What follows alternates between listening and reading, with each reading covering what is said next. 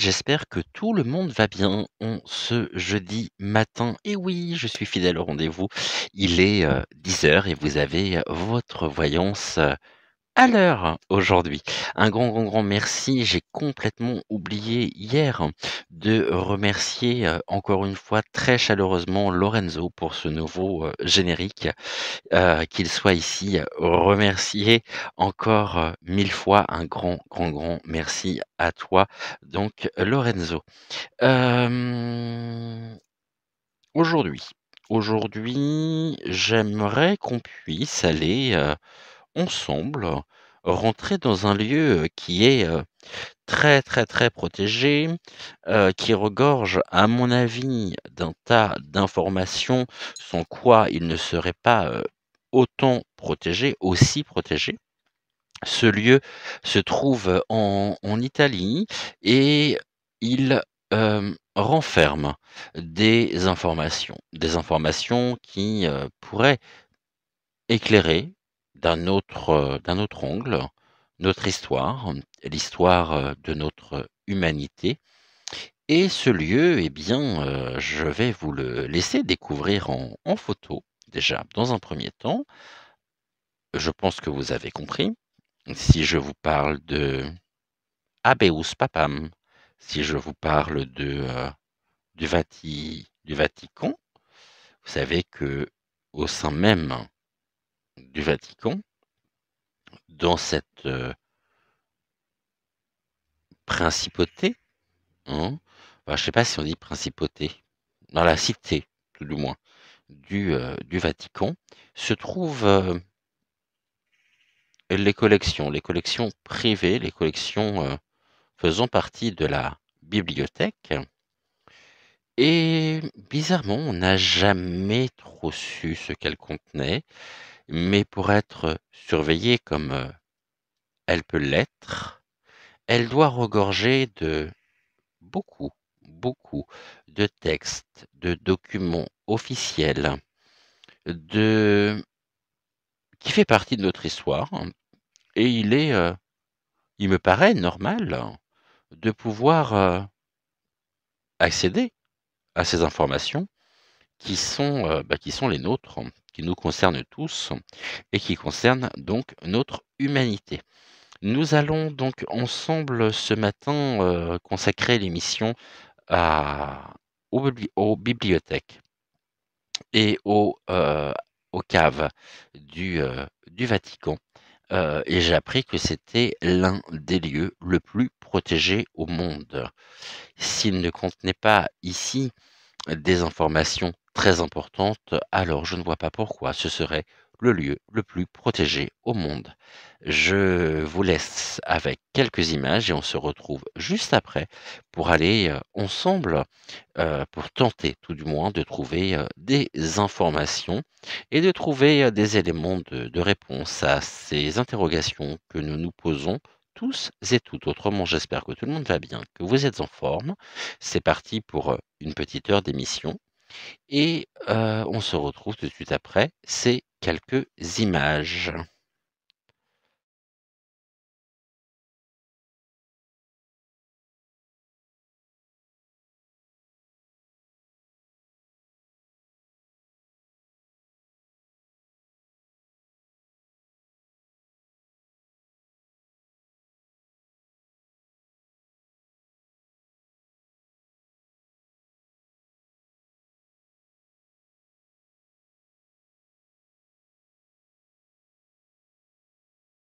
Alors, let's go, c'est parti. Nous allons prendre l'oracle de la sorcière noire et des runes et on va regarder donc oracle de la sorcière noire et des runes.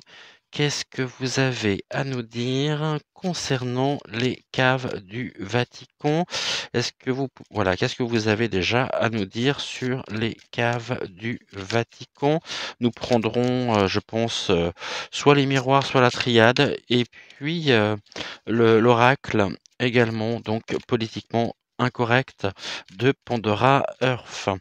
Bien, on va faire une coupe déjà pour commencer, pour voir ce que l'oracle a à nous dire. Alors je vous garantis pas, hein, là au niveau des énergies, c'est possible que il y ait une telle protection que ça m'écarte complètement du sujet que j'aimerais pouvoir développer aujourd'hui. Mais écoutez, on va bien voir ce que ça nous donne.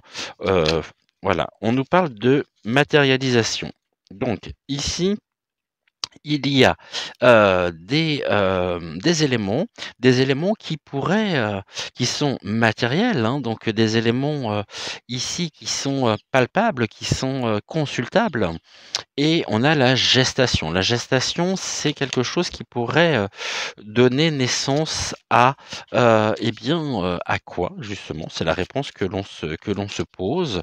Si nous étions, vous et moi, si nous pénétrions dans ce lieu, alors on nous dit que, ça pourrait générer ici, une gestation, qui pourrait conduire à une matérialisation par rapport à ce que nous pourrions y découvrir. Donc du coup, eh bien, il y a des éléments qui, nous mènent déjà qui nous donnent un 1er élément de réponse, à savoir que si nous découvrions, ce qu'il y avait à l'intérieur, et ça pourrait avoir un impact direct sur, sur notre vie et peut-être sur l'humanité.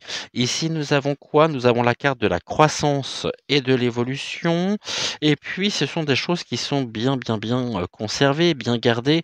Il y a des contrats d'âme. On nous dit les âmes sœurs sont au rendez-vous ici. Et puis, c'est quelque chose qui est en perpétuelle évolution, qui croît, du verbe croît, croître, qui croissent. Ouais, c'est ça. Et ici, c'est une évolution, des âmes sœurs, du contrat d'âme, des contrats d'âme.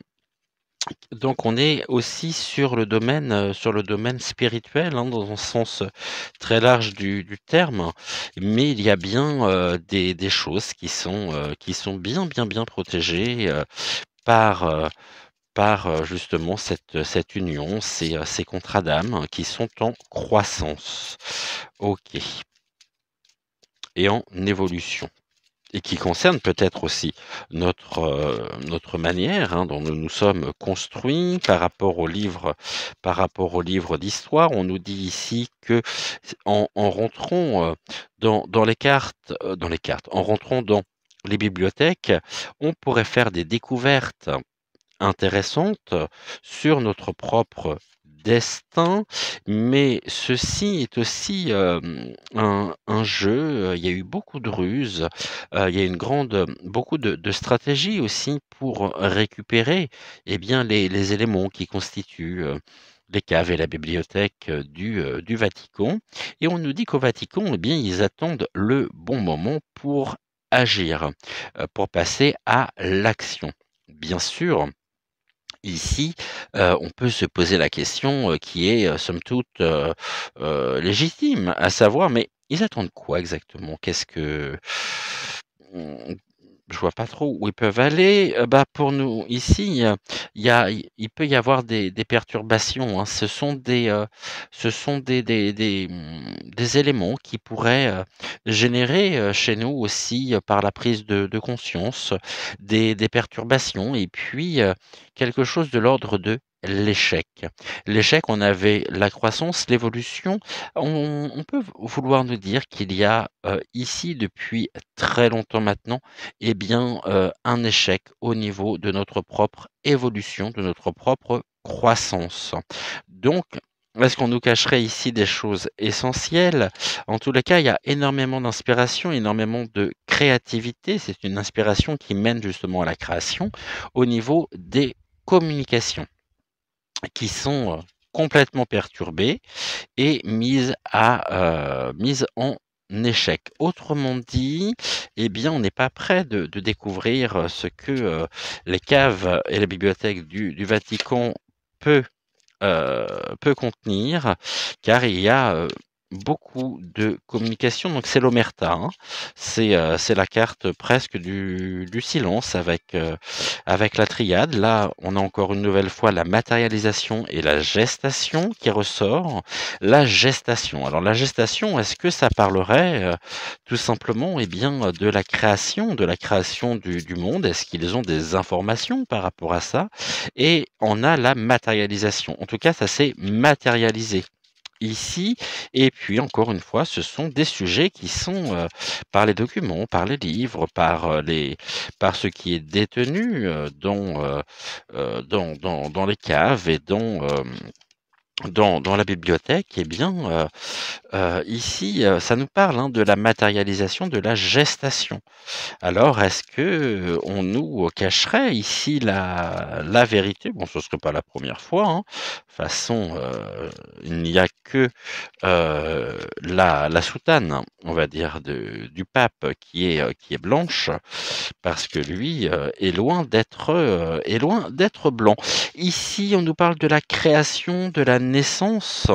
Hein, et puis il y a une véritable motivation et une volonté concernant eh bien la création, la naissance. Alors pourquoi cette volonté ici? Pourquoi cette motivation? On nous dit ici qu'il y a, on parlait de l'inspiration et la création. La création, c'est quelque chose que l'on fabrique, que l'on façonne, et on a la naissance. La naissance, ça peut vouloir nous parler de la nativité, peut-être, de la création du monde sur lequel ils auraient des informations. On sait que il y a eu énormément de remaniements au niveau de l'Église avec un E majuscule, et eux détiennent des informations, à mon avis, qui ne seraient très certainement pas bons pour eux si jamais elles étaient mises à jour. Et c'est pour ça qu'ils sont extrêmement motivés, qu'il y a une vraie volonté qui vient ici nous parler de la création et de la naissance. Donc ici, on a quand même un secret qui est assez frappant, déjà par ces premières cartes. Et eh bien, on va voir, hein, on va essayer d'avoir des informations, parce que jusqu'à maintenant, ce que je peux vous dire, bah, on n'a pas besoin des cartes pour ceci, on n'a pas besoin des cartes pour eh bien connaître. On sait, hein, que il y a quelque chose qui nous est caché. Alors, au niveau de la coupe, on y va.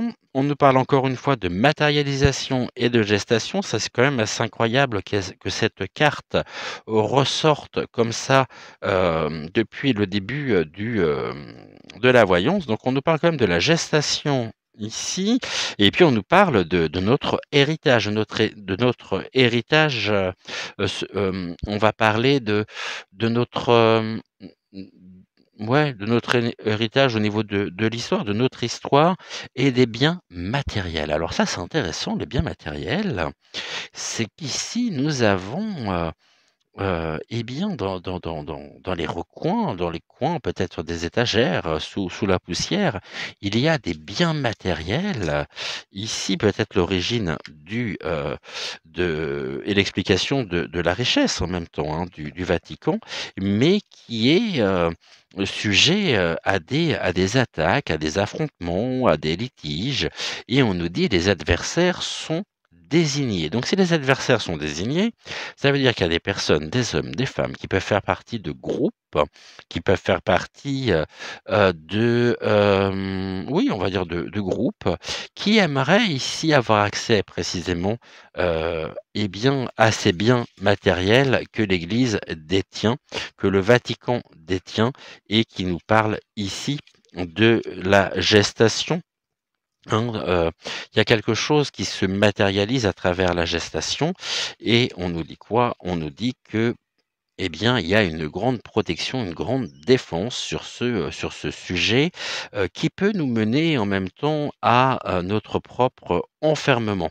Et ils sont eux aussi, quelque part, hein, on nous dit: «Lâcher les pensées obsessionnelles». On parle du Vatican, on parle des caves du Vatican, et on nous dit, concernant donc, les caves du Vatican, lâcher les pensées obsessionnelles. Donc les pensées obsessionnelles ici sont protégé. Qu'est-ce qui est protégé? Eh bien, des thèmes en rapport ici avec la matérialisation de la gestation, et ils détiennent des objets, donc qui détiennent des biens matériels qui sont extrêmement convoités, car ils doivent nous parler ici, bien évidemment, de notre propre histoire. Alors, on va faire un tirage en 7 cartes, comme nous pouvons faire habituellement.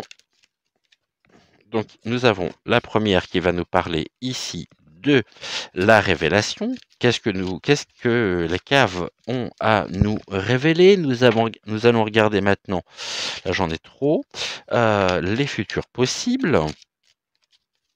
Alors ici, les futurs possibles, on va plutôt le mettre dans le sens du contenu, hein, du contenu de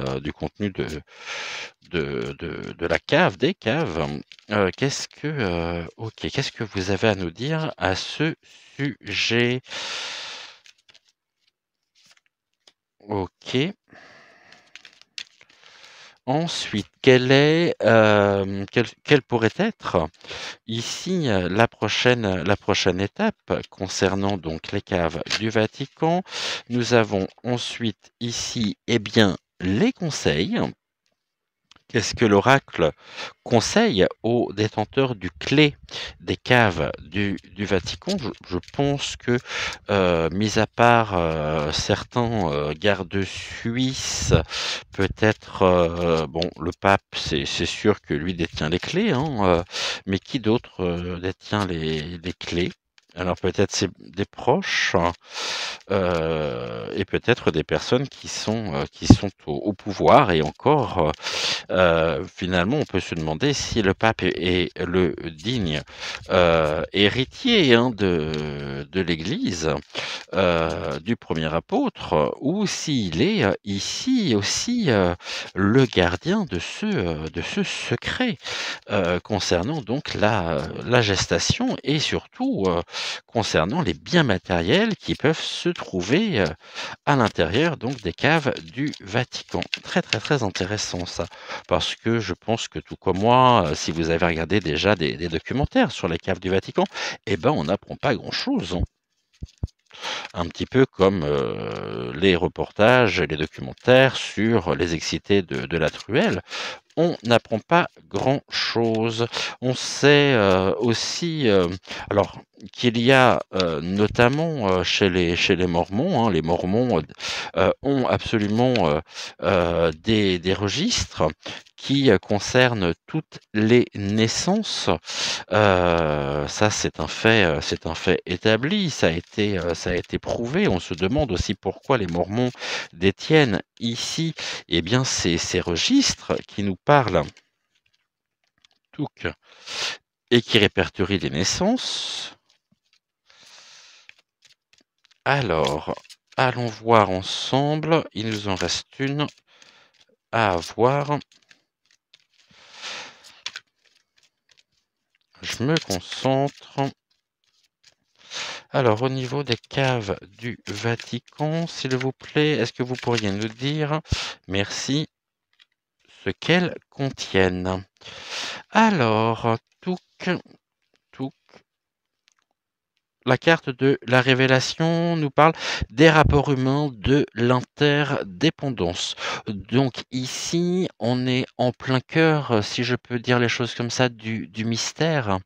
Ce qu'elle détient, eh bien, ce sont des clés concernant les rapports humains.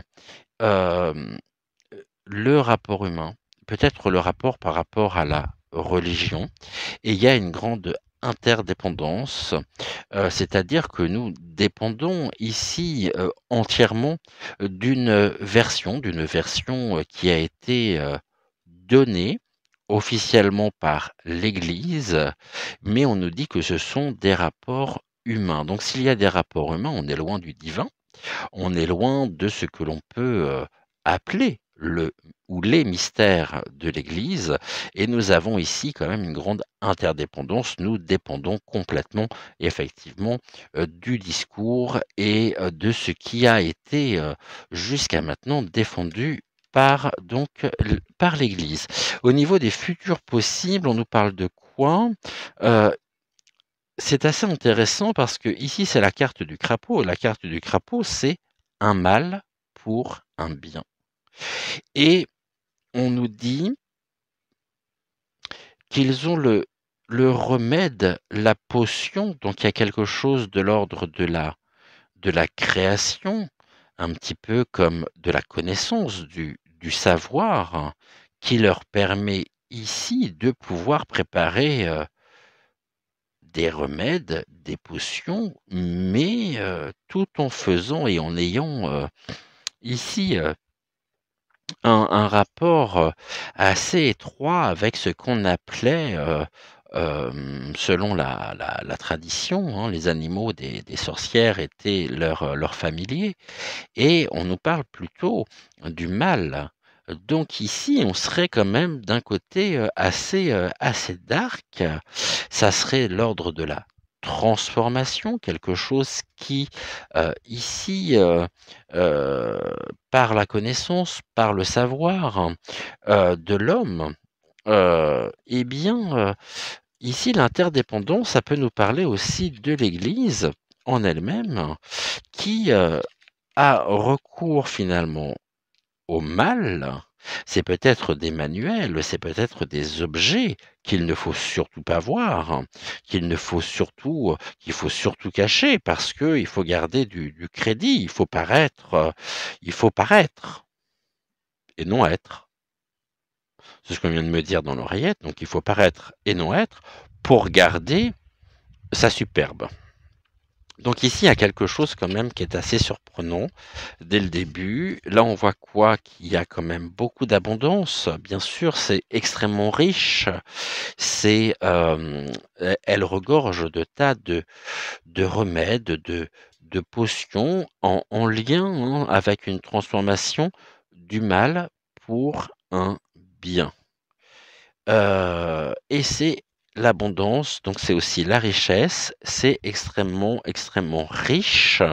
Et là, nous avons quoi au niveau des conseils? Bah, ils ont tout intérêt, ici, à nous bloquer l'accès, les accès, à nous enfermer, donc à nous couper de ce à quoi, nous pourrions, légitimement, hein, vous comme moi, puisque ça fait partie et ça parle ici de notre histoire, hein, eh bien on nous enferme.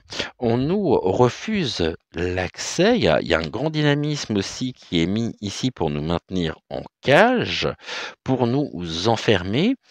Alors c'est, finalement par rapport à une religion qui se veut être une religion d'amour, une religion bienveillante et de bienveillance, et bien là on nous dit, qu'on est dans, voilà, qu'il y a une véritable obsession et nous avons la cage. Donc tout est maintenu sous cage pour nous, bloquer l'accès et pour nous empêcher, de pouvoir nous y rendre. En tous les cas ici on a l'évolution, on a Heu, peut-être des clés, concernant, notre propre construction, notre propre progression, notre propre chemin, nos chemins de vie, respectifs qui ont dû, se construire, qui ont dû se faire en fonction de non pas de l'endoctrinement, mais, du conditionnement dans lequel on nous a placés, on nous a mis et qu'est-ce qui pourrait venir s'opposer? L'inaction et le silence. On nous dit: «Rien ne vient à celui qui attend sans créer». Alors, assez intéressant ici, il y a une progression et de l'absence, mais l'absence de qui et de quoi? Un lieu qui regorge de trésors, finalement, qui est plein, eh bien, là, on nous parle de l'absence. Rien ne vient à celui qui attend sans créer. Donc ici, il y a quand même quelque chose de l'ordre de la création, une création qui est cachée, qui est, j'ai vraiment la donc c'est un statu quo dessus parce qu'il y aurait pu avoir, au niveau de notre histoire, une création, quelque chose, acté, désiré par la main de l'homme et puisque l'on pourrait trouver dans les caves du Vatican ici, pourrait remettre en question, eh bien, tout ce que nous avons appris et finalement ici, au niveau des solutions, soyons patients, acceptons justement qu'il nous fasse, acceptons qu'il nous faille encore faire preuve de tempérance, mais cette tempérance ici, donc cette patience, c'est bien, il faut que nous puissions l'accepter. Ici, l'acceptation aussi, nous parle de l'acceptation finalement du Vatican concernant le silence. Et ils sont extrêmement patients, extrêmement dynamiques pour ne rien révéler, pour montrer peut-être uniquement ce qu'ils souhaitent, certaines pièces, mais certainement pas la totalité. Et je pense qu'ici, eh bien, désir est voulu de ne pas nous dévoiler précisément les clés de notre histoire. Et on me parle ici au niveau de l'oreillette, on me dit ok, qu'il faut voir au-delà des apparences. D'accord. Ok. Ici, le remède de la potion, je suis en train de penser à ça, quand on voit la taille du crapaud qui est ici, qui est énorme, qui pourrait écraser cette petite grenouille, c'est un petit peu le crapaud qui se veut être plus gros que le bœuf, et il y a une forme de domination par une toute-puissance ici, du fait de la taille, du poids, par rapport à cette grenouille qui pourrait peut-être nous symboliser. Et là, les guides qui sont jamais sans humour me disent oui, les grenouilles de bénitier, bon, qui sont sous la coupe et sous la domination de la toute-puissance, effectivement, de l'Église. Bon, vous savez que je suis croyant, mais par contre, donc catholique, mais je vais régulièrement dans l'église qui est à côté de chez moi pour me recueillir, mais je me retrouve absolument pas dans l'église officielle et dans les prises de position, absolument pas, non, non, non. Et pour moi, pour le coup, eh bien, les dogmes, en même temps, nous enferment, hein, et plutôt qu'ils ne nous libèrent. Donc ici, au niveau des caves du Vatican, bon, on voit qu'il y a un certain nombre de sujets qui pourraient ici remettre en cause notre histoire, notre propre histoire, et qui pourraient remettre en cause finalement les versions officielles. Donc c'est très intéressant de se dire, tiens, c'est curieux. Pourquoi on nous présente ceci de cette manière-là, hein? Qu'est-ce qui... parce qu'ils sont détenteurs, effectivement, ils sont détenteurs d'un secret, hein, deux secrets. Ici, on me parle également de rouleau. Alors, pardonnez-moi, j'ai la carte qui est tombée. Je ramène mes cheveux en même temps. Donc là, ouh, ça m'a fait peur, ça. Vous inquiétez pas, ce sont des personnes qui s'excitent avec la porte du garage.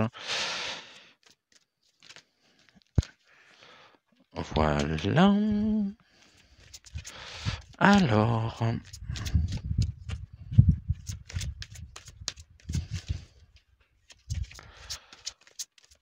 il m'en manque encore 3.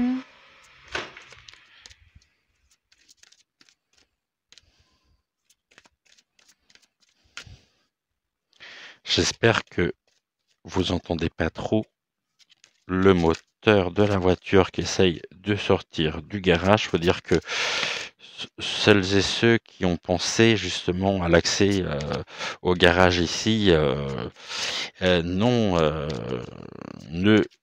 jamais, à mon avis, eu de problème,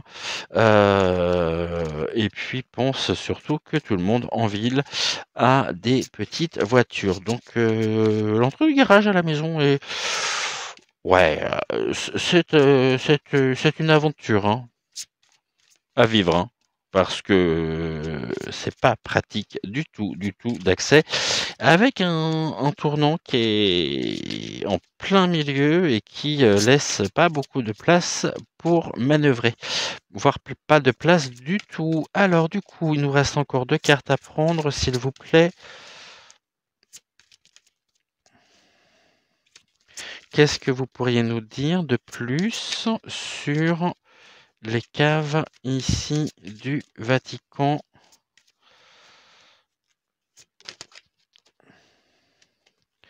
Donc là, on est bon, il nous en reste une à avoir. Alors,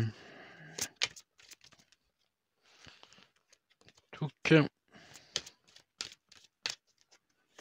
Il nous en reste encore une à avoir. Moi, je pense que on nous a présenté une certaine version, celle qui les arrange, et on nous parle quand même du mal, hein. On a la carte du mal qui est assez surprenant. Je pense pas qu'il y ait un lien avec, quoique, il peut y avoir aussi un lien avec avec les lucifériens ici, hein. Et finalement, sont-ils dans la lumière ou sommes-nous aveuglés par par la fausse lumière qui se dégage de l'Église et surtout de François, mais la question n'est pas ici aujourd'hui. J'aimerais juste savoir précisément, avoir un peu plus d'informations concernant donc les caves du Vatican. Ok, on est bon, on verra ici le dot deck après. Donc on y va, on commence déjà par la première. Ici, donc, la révélation. La révélation nous a dit ici, bon, qu'il y avait beaucoup de rapports humains, ça concerne les rapports humains, ça concerne l'interdépendance, et ça concerne, bien sûr, ici, le départ, l'éloignement au niveau des rapports humains. Ok, donc ici, on nous dit ailleurs est un autre présent. Ce qui est dans les caves, ce que contiennent les caves,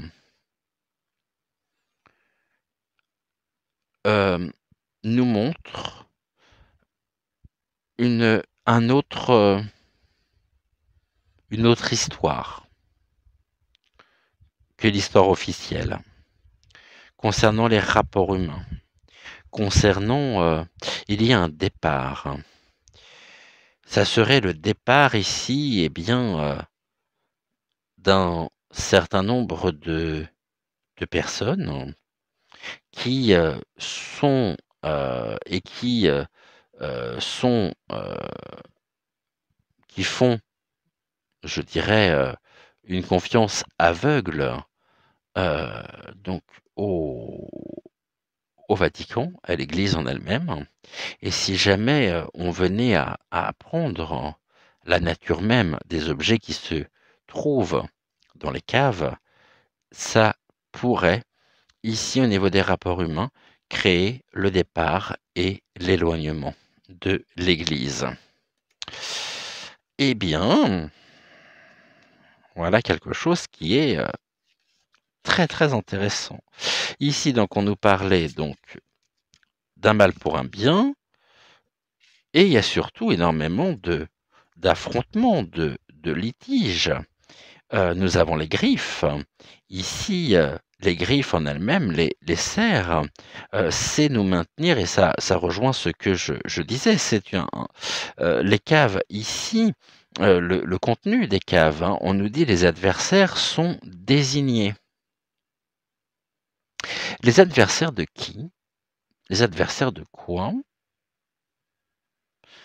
De la religion telle qu'on nous l'a présentée depuis la nuit des temps, mais rappelez-vous de tous les différents conciles qu'il y a pu avoir, de la réécriture. Pourquoi certains évangiles ont été retenus et d'autres non? Est-ce qu'ici, au niveau de l'incarnation, même du Verbe, même, eh bien, on aurait enjolivé son histoire? C'est une question qui est soulevée. Et en tout cas, le Vatican ici détient entre ses griffes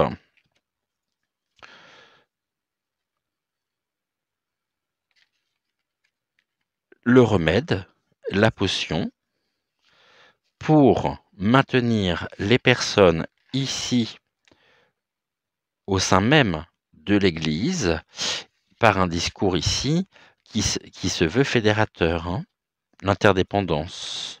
Mais au final, je suis désolé de vous le dire, mais ils maintiennent ici une illusion.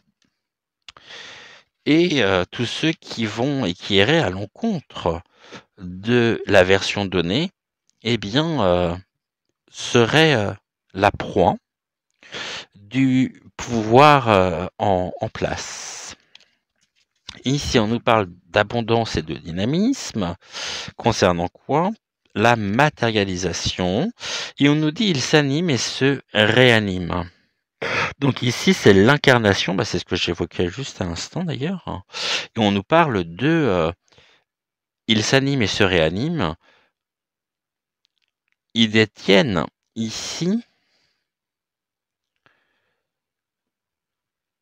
il s'anime et se réanime. On nous parle de quelque chose qui est cyclique, qui revient, qui s'anime et qui a besoin finalement d'être entretenu. On nous parle de l'incarnation, la matérialisation et l'animation. Il s'anime et se réanime. Au niveau de l'incarnation, alors peut-être au niveau du pape même, hein, qui est ici le garant de cette matérialisation, l'incarnation. Mais l'incarnation, c'est le Verbe, donc le Verbe, c'est Jésus, c'est le Christ, tel qu'on nous l'a présenté. Et on nous parle ici de quelque chose qui est très important. On nous parle de la résurrection. Il s'anime et se réanime. Et là où c'est d'autant plus parlant, c'est qu'on a aujourd'hui la notion, encore une fois, de la matérialisation. Donc, qui nous dit matérialisation, qui nous dit incarnation, j'émets une hypothèse. Est-ce que, ici, l'histoire qu'on nous a racontée est bien vraie, est bien authentique, ou, et je ne porte absolument aucun jugement envers celles et ceux qui font partie de l'Église catholique. Entendez-le bien, je ne suis pas en train de vous fustiger, je reste toujours dans l'ouverture, la bienveillance, l'amour, mais ici, je parlerai de... S'ils ont trouvé ici le remède, la potion, donc c'est un mal pour un bien, donc c'est qu'il y a une connaissance, il y a une connaissance qui leur permet de pouvoir préparer cette fameuse potion pour qu'ils puissent s'animer et se réanimer. D'accord? Alors là, on part loin, on part dans quelque chose qui est un peu mystique, mais en même temps, le mysticisme, la mystique, la Kabbale sont des sujets qui m'ont toujours passionné et toujours intéressé. Je dirais que posons-nous la question de savoir si, au niveau des rapports humains, justement, ok, j'ai compris.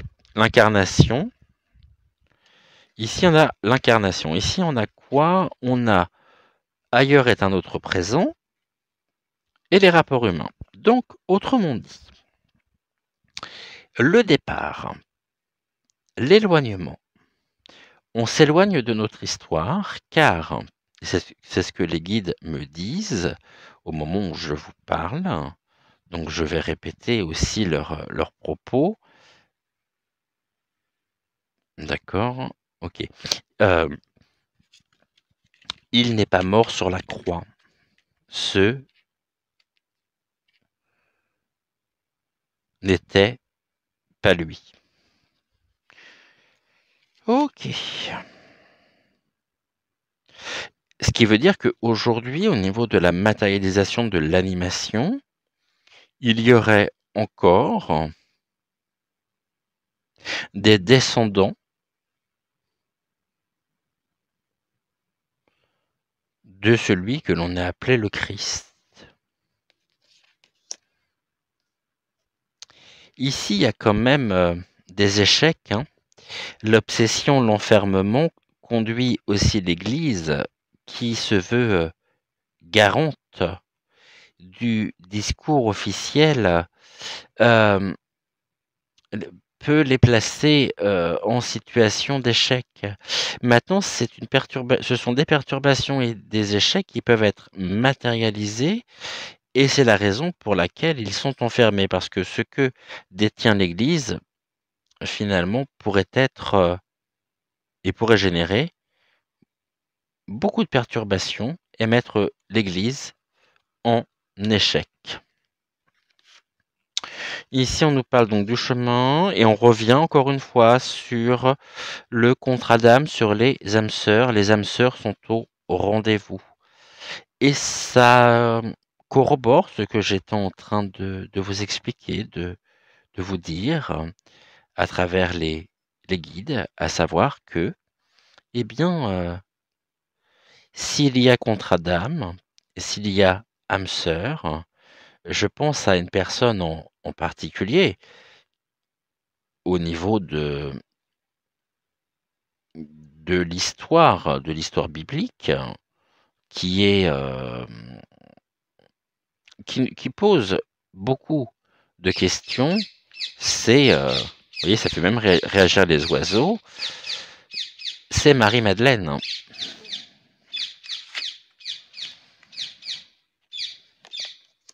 Ok. Et puis, ils sont extrêmement motivés. Ici, il y a une grande motivation pour garder les choses sous silence. Donc là, si on nous dit ailleurs est un autre présent, donc ça veut dire que ce qui s'est passé, ce que l'on a appris, bah, c'est pas vrai. Qu'il y a eu un ailleurs, un autre présent, ici, et que la version officielle, finalement, eh bien, on s'en écarte, on s'en éloigne. Et c'est en ça, justement, que l'Église se veut être le garant de l'histoire officielle, parce que si jamais on venait à découvrir ce que les caves du Vatican, on voit qu'il y a des biens matériels aussi, détenaient ou détiennent, ça remettrait en cause absolument tout. Ici, il y a beaucoup de volonté, de motivation pour eh bien, nous parler de l'absence. Rien ne vient à celui qui attend sans créer. L'inaction, le silence. On fait silence. Ils ont fait vœu de silence aussi, me semble-t-il, pour certaines congrégations. On sait, mais on ne dit rien. Et ça me rappelle ici la figure des 3 singes. Je n'entends rien, je ne vois rien, et je ne dis rien. Et pourtant je sais. Et d'après ce que j'ai pu savoir, d'après ce que j'ai pu découvrir à travers mes recherches, il y aurait un 4e singe. Donc je ne vois rien, je ne dis rien, je n'entends rien. il y en aurait un quatrième, mais après, j'ai pas plus d'informations sur lui. Ici, l'acceptation de la tempérance qui passe effectivement par la communication, une communication qui est très inspirée, où ils ont ici accepté, hein, bien sûr, cette motivation les conduit justement à une grande inspiration pour la communication, pour nous faire accepter ici les choses. Et on nous parle de patience. Est-ce qu'on aura un jour accès aux caves? Je ne le pense pas. Très sérieusement, je ne le pense pas, hein. On va regarder avec la triade ce que la triade a à nous dire sur ce sujet. On va voir si les informations sont complémentaires ou non. Alors, la triade au sujet des caves du Vatican, qu'est-ce que vous pourriez nous dire? Bon, il y a beaucoup de doutes. Voilà déjà ce que nous dit là. Ouh, c'est très intéressant. Déjà, dans un premier temps, voilà la première carte qui ressort, silence. Alors, est-ce qu'on me demande de faire silence ou est-ce que c'est le silence justement de l'Église par rapport au contenu même des caves? Bon, on voit qu'il y a une communication, mais très inspirée. Il y a beaucoup de doutes. Concernant quoi? Concernant la mutation. Alors ça, c'est très intéressant, la carte de la mutation, parce que cette carte-là nous indique qu'il y a quelque chose qui s'est transformé. Donc, on a des éléments ici, à mon avis, soit écrits, soit des représentations, des gravures, des tableaux. On me montre aussi des gravures, des tableaux, qui sont cachés, qui sont bien à l'abri, qui nous parlent de la mutation. Ici, au niveau de l'énergie, une mutation de l'énergie. Et on nous parle quand même du sacrifice, quelque chose de l'ordre sacrificiel. La clé ici, le destin de l'éternité, des choses qui durent, ou alors ça fait un petit moment justement que ça dure. Concernant quoi? Concernant l'élévation, l'abondance, donc la richesse, avec un retour, donc la fin d'un cycle, et la répétition par l'éternité, hein, la répétition, pour maintenir l'équité, l'harmonie de l'Église. Alors, du coup, ça veut nous dire quoi? S'il y a une mutation ici, au niveau de l'histoire, donc on compte les caves du Vatican, on nous dit silence. Parce que c'est un silence qui laisse place au doute sur la mutation. Donc, c'est la transformation au niveau de l'énergie. Ok. Mais on nous dit la clé ici, le destin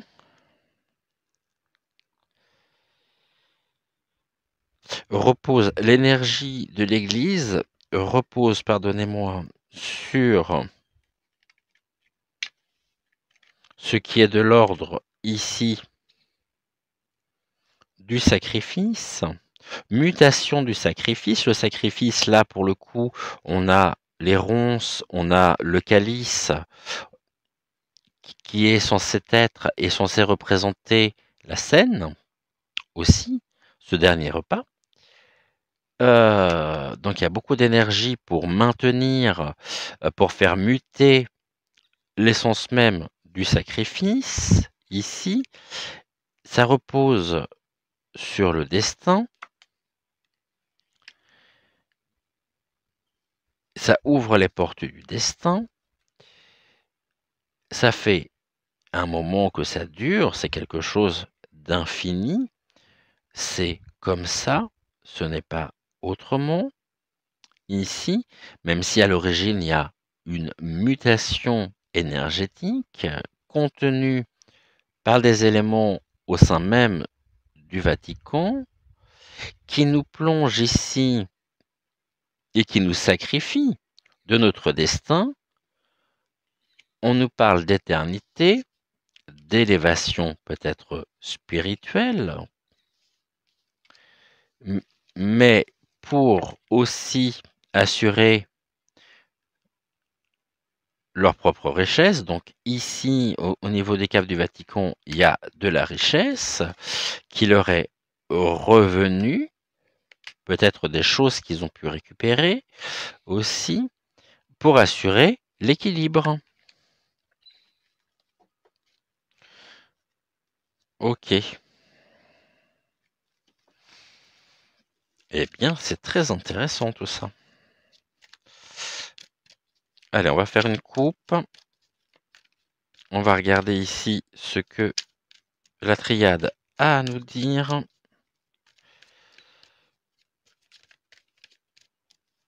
Alors, la triade, qu'est-ce que vous pourriez nous indiquer ici? Ok.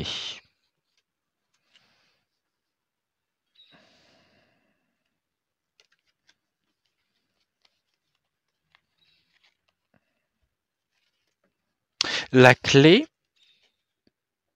ici, qui revient, nous parle, donc la clé, les clés, peut-être les clés ouvrant le Vatican, les caves du Vatican, en tous les cas, on nous dit qu'il y a un malheur. Donc s'il y a un malheur, il y a beaucoup de tristesse. C'est la carte de la tombe. Hein, c'est le malheur, la bénédiction, la sagesse et l'anéantissement. La dépression.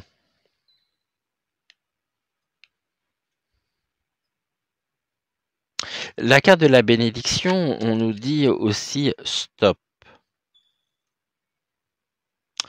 On peut nous parler ici d'un pouvoir qui, face au malheur, dit stop, restez ici dans la sagesse, vous êtes bénis. Ici, et on est dans une période, les caves du Vatican, on nous parle du nadir. Donc le nadir, c'est la dépression, c'est l'anéantissement, c'est quelque chose qui pourrait finalement, encore une fois, hein, se retourner contre eux, et c'est pour ça que c'est secret défense. Alors moi, c'est pas ok. On va voir. C'est assez surprenant que, alors que normalement on devrait avoir une carte de lumière, hein. On nous parle du nadir. Hein. Pour la cave du Vatican, on nous parle de malheur. Ici, de la bénédiction. Hein. Ok, là on nous reparle de l'éternité. Ça fait un moment aussi que ça dure, l'éternité, l'éternel. Qu'est-ce que ici, quelle image avons-nous de l'éternel? Si ce n'est celle que nous avons apprise, celle qui nous a été enseignée. Et ici, on peut même se demander si finalement c'est bien cette image correspond à sa vraie nature. Bon, on est toujours dans le doute. Hein. Le doute ici, donc le mystère persiste. Et tout à l'heure, je parlais de Marie-Madeleine. Il y a un doute ici sur la femme. Cette femme, nous avons donc la femme, les racines, nos racines, une femme qui, ici, les racines nous rattachent à cette femme, mais on tourne le dos, ou l'Église tourne le dos. L'Église peut OK. Alors, alors, 1, 2, 3, 4, 5, 6, 7. OK. On nous dit, intéressant ici ce que nous avons, l'oméga, la fin, hein, la fin d'un cycle. Ici, au niveau de la coupe, on nous parle d'une femme. Qu'est-ce que détient les caves du Vatican? Quelque chose en rapport avec une femme. J'évoquais tout à l'heure Marie-Madeleine. Bon, on nous dit que cette femme, ici, fait partie de nos propres racines. Donc, s'il y a eu ici cette femme, il y a un arbre généalogique. Il y a eu ici descendance, mais on peut avoir des documents qui parlent précisément de nos racines, ici, de notre histoire, pour laquelle il a été décidé en même temps par l'Église de tourner le dos, y compris par le discours. On ne parle pas des racines, on ne parle pas de cette femme, et on vous demande de vous repentir, de faire preuve de pénitence. Nous avons le silence sur les racines et sur la femme. Pourquoi? Parce que ce que l'on nous montre, les masques tombent, ce que l'on pourrait apprendre notamment dans les caves du Vatican, ici, eh bien, ferait tomber les masques, nous sortirait du cadre dans lequel on a voulu nous maintenir. Cette vérité ferait lumière, éclairerait l'absence, le désert.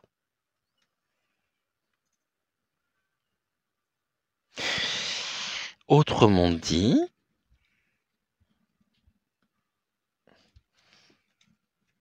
ils sont détenteurs d'un secret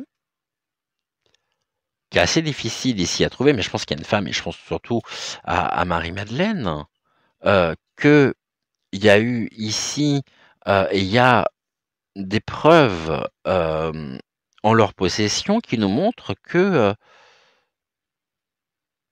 nos racines, qui nous parlent de notre histoire, et qui nous parlent surtout du fait qu'il y a le désert. Les choses sont ensevelies, recouvertes, pour nous maintenir dans l'illusion.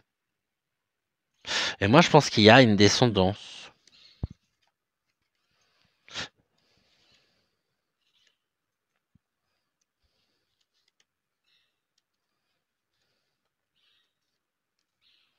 La clé... Ok.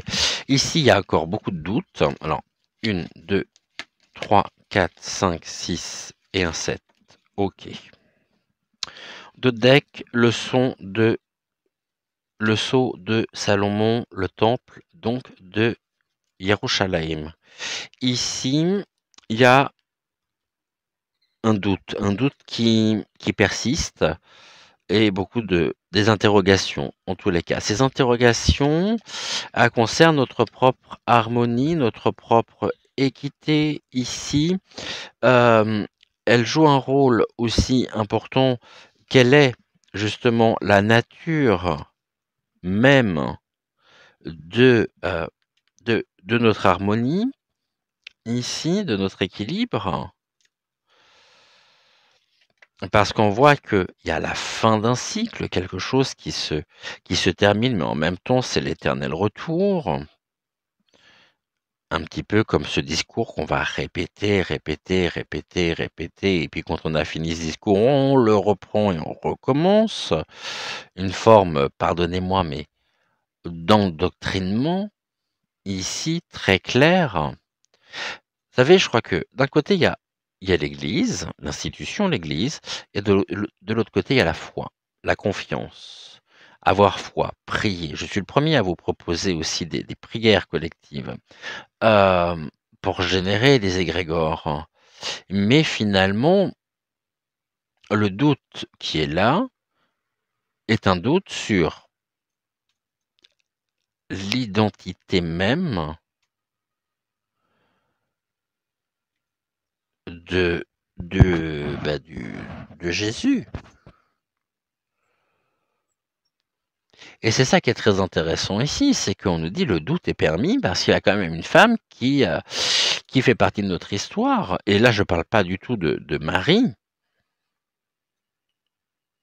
mais d'une femme qui serait et qui aurait été, par le sceau, l'officialisation, le sceau de Salomon, qui aurait été l'épouse du Christ. Et donc, il y aurait des descendances. Là, on nous dit qu'il y a un retour de l'Éternel, donc de Dieu, du delta. Ce Dieu, ici, on voit que nous l'avons, il est en nous, en chacun de nous. On a été initiés. Il y a des initiés aussi, mais que nous avons ici la certitude que ce Dieu, que nous prions tous, se trouve en nous, mais ça peut vouloir nous dire aussi qu'il y a des initiés ici, il y a des années, par les différents conciles, qui ont remanié l'histoire à travers, ici, leurs mains, qui ont réécrit, repensé différemment, et que la clé, ici,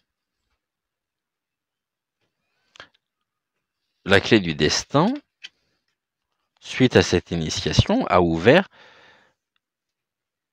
d'autres chemins, des choix.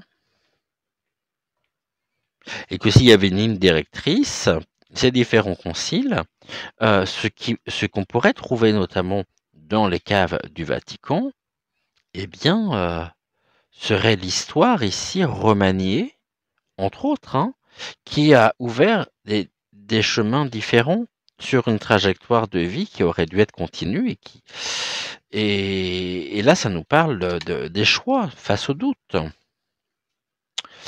Très intéressant ici. Alors, on va regarder ici. Et là, on nous parle encore de la mutation. Au niveau du positif, on nous parle de la mutation. Donc ici, il y a bien quelque chose de l'ordre de la transformation. OK. Au niveau du négatif, on nous parle de la bénédiction. Stop. Ça met un terme, une fin. Là, j'en ai beaucoup trop. Alors, où sont-elles parties? OK. Pas d'autres? Non. Alors, le défi, c'est la bénédiction. OK. Donc ici, mais qu'en tous les cas, nous sommes protégés. Les caves du Vatican ici sont protégées de la transformation. Et au niveau du défi, c'est qu'il y a une bénédiction, c'est stop. Bon, mutation concernant quoi? L'arme. Au niveau donc du positif ici, on nous parle de mutation ici. Et ça me fait penser mutation, le son coulé par l'arme.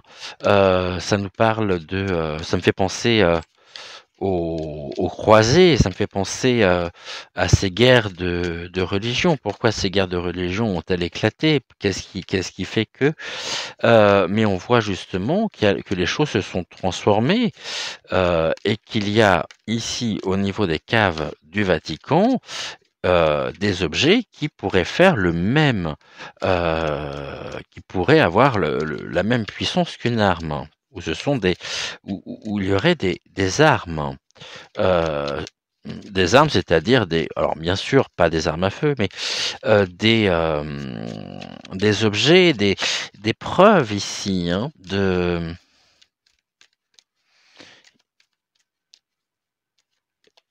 des objets qui, si jamais venaient à être découverts, pourraient agir contre l'Église elle-même par rapport à ce que nous avons vu juste avant. Donc la bénédiction, j'en remets encore une carte sur la bénédiction, s'il vous plaît. Non, tu veux plus? Bon, si tu veux plus, on va peut-être arrêter là, alors du coup, hein. Qu'est-ce que tu peux nous dire sur la bénédiction? Ah.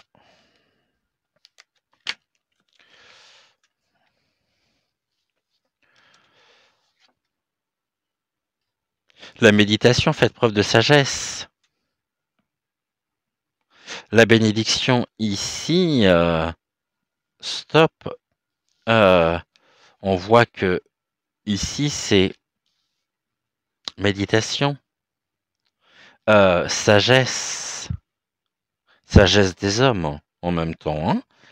Sagesse des hommes d'église. Il est sage, justement, de garder les gens ici un petit peu en état de transe, d'adoration, pour protéger justement le mystère. Hein, ces objets ici. Et là, nous avons quoi? La protection. Et on a encore la carte de la pénitence. La pénitence, c'est ici, on nous parle de quelque chose qui est assez surprenant finalement. On protège quoi? On protège la pénitence. Ok. Bon, protection de la pénitence. Vous me direz ce que vous en pensez, si ça vous parle ou non, et ce à quoi vous pensez. Mais finalement, tout n'est qu'amour. Ici, c'est le Sacré-Cœur. Donc, ici, oui, mais sur le Sacré-Cœur, on nous dit quoi? Qu'il y a eu beaucoup de mensonges. Ici, mensonges au niveau de l'amour et de l'âme. Et tout ceci pourrait se trouver dans les caves du Vatican et nous maintient dans une position finalement de malheur. Hein. Et pourrait créer aussi le malheur si jamais l'illusion était découverte. Ici, donc, voilà ce que nous pouvions dire pour ce sujet. Promis, je vais tenter en tout cas hein, de ne pas effacer cette vidéo. Je voudrais pas la recommencer demain, de façon à ce que vous puissiez la voir. Donc si vous la voyez, c'est que nous sommes jeudi, il est 10h, un peu plus, presque 11h maintenant. Et merci en tous les cas. C'est des sujets qui sont pas faciles parce qu'ils peuvent diviser aussi, mais ça fait partie de notre histoire et si les caves du Vatican sont tant gardées, sont tant surveillées et c'est l'endroit au monde le plus surveillé, c'est bien parce qu'il y a une raison, sans quoi je vois pas l'intérêt. Et ici, on voit en même temps, hein, bon, on sait à qui nous avons affaire en la personne de François, du pape. Il y a beaucoup de choses ici, hein, beaucoup de choses sur le fondement, nos fondements même, sur nos bases, nos fondations. Pas le fondement, fondation. Parce qu'un fondement, ça peut prêter à confusion. Sur nos fondations sur nos fondations. En tous les cas, merci beaucoup d'avoir regardé, cette émission, de m'avoir accompagné, tout ce temps. J'espère que vous êtes restés, jusqu'au bout. Alors après, vous avez peut-être regardé la vidéo, par séquence et en plusieurs fois. Un grand, grand, grand merci. N'hésitez pas non plus à liker la vidéo, c'est très important pour le référencement de la chaîne. Je vous invite aussi, si vous le souhaitez, donc à laisser un commentaire. Il y aura toujours quelqu'un de toute façon pour vous répondre. Je vois qu'entre vous, bah, il y a des beaux échanges qui se créent. Ça, j'en suis très, très, très, très heureux. Et en attendant, n'oubliez pas de briller, briller, briller, de rire, d'échanger, de donner, de recevoir, car cela de faire des activités qui nous conviennent, qui nous plaisent, qui nous permettent de pouvoir nous épanouir, d'être heureux aussi, car de l'autre côté, ils détestent ça, et nous, on adore quand ils détestent ça. Allez, prenez soin de vous, on se dit à demain, et je vous souhaite une excellente journée. Ciao, ciao.